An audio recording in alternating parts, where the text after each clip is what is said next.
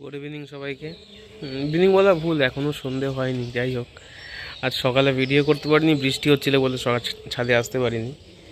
তা সকালে আজকে স্কুলে গেছি, পুরো সেই বৃষ্টির দিনে যেভাবে যায় বর্ষাকালে সেভাবে করে রেইনকোট পরে একদম। ইভেন আসার সময় স্কুল থেকে এসে রেইনকোট পরেই। তা বাড়ির থেকে যখন সকালে গেছি তখন ছাদে অ্যাডেনিয়ামগুলোকে ঘরে ঢোকাতে ভুলে গেছিলাম। পরে বাবাকে ফোন করে বললাম যে অ্যাডেনিয়ামগুলোকে ঘরে ঢুকিয়ে রেখো, রেখে দিয়েছে।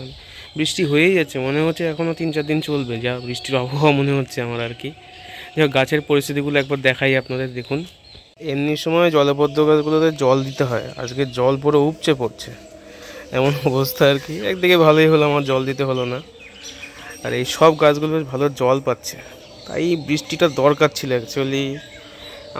আমার তো মনে হয় আমার গাছগুলোর জন্য খুব দরকার ছিল বৃষ্টিটা।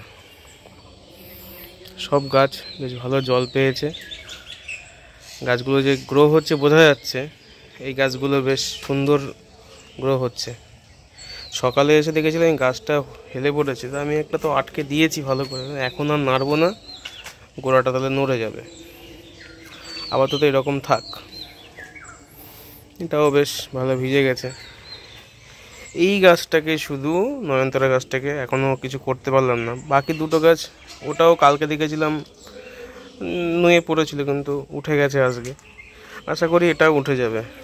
আর এই গাছটা দিয়েছিল গণেশদা, এটাও ভালোই হয়েছে। আর এই গাছটা তো একেবারে নষ্ট হয়ে গেছিলো, এটা হচ্ছে ক্যাপসিকাম গাছ, কিন্তু গাছটা একেবারেই কালো হয়ে গেছিলো।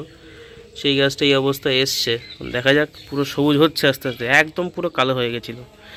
পাতা ছাড়তে সময় লাগবে আশা করা যাচ্ছে, তো ঠিক হয়ে যাবে মনে হয়।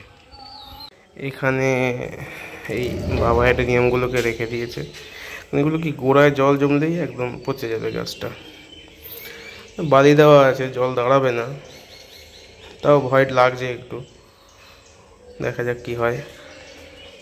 আজকে বৃষ্টির দিনে স্কুলও তাড়াতাড়ি ছুটি হয়ে গেছে, কেন স্টুডেন্ট আসেনি স্কুলে। হয়তো ম্যাক্সিমাম 100 জনও হবে না, আমার যা মনে হয় স্টুডেন্ট এসছে। তো সেখানে আমাদের টিচার্স ম্যাডামরাও কেউ আসেনি, অনেকে বৃষ্টির জন্য, বা অনেকের আজকে এখন এই উচ্চ মাধ্যমিকের খাতা জমা দেওয়ার কাজ থাকে, সেই জন্য আসতে পারেনি অনেকে। তা 6 পিরিয়ডে ছুটি হয়ে গেল স্কুল, চলে এলাম।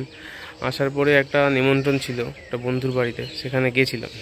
নিমন্ত্রণ খেয়ে এসে ভাবলাম ভিডিও করা হয়নি, যাই। এখন বৃষ্টিটা নেই অ্যাকচুয়ালি, গুড়ি গুড়ি পড়ছে এখন, সেইভাবে করে পুরোটাই স্টপ মনে হচ্ছে। তাই একটু টুকটাক ভিডিও করে আসি ছাদের থেকে, তাই এলাম আর কি ভিডিও করতে।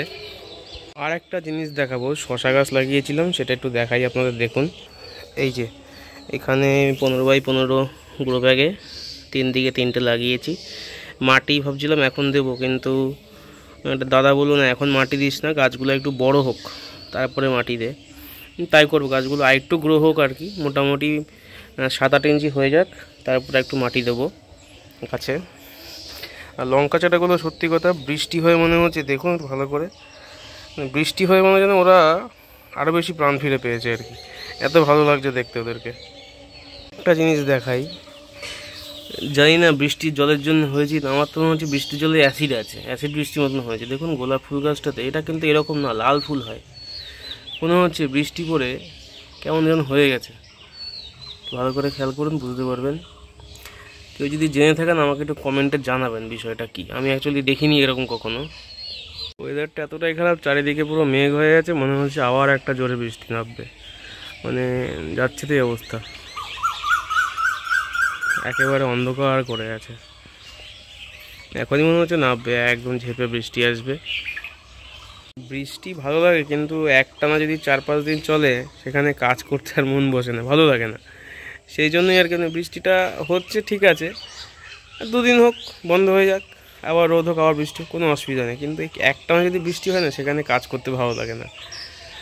দেখা যাক কি হয়। করতে করতে বলছিলাম যে বৃষ্টি চলে আসে, বৃষ্টি অলরেডি শুরু হয়ে গেছে পড়া আর কি, ছিটে ফোটা শুরু হয়ে গেছে বৃষ্টি পড়া। যাই হোক, ভিডিও আর বড় করব না, কালকে আবার সকালে ভিডিও আসবে। এখনকার মতো এই পর্যন্ত। আজকে এই সময় আগে কখনো ভিডিও আনিনি আজকে, সেই জন্য এই সময় ভিডিও করলাম। দেখি, আর আপনারা একটু সাথে থাকুন না, রিকোয়েস্ট করছি আপনাদের কাছে। টাটা, সবাই ভালো থাকবেন।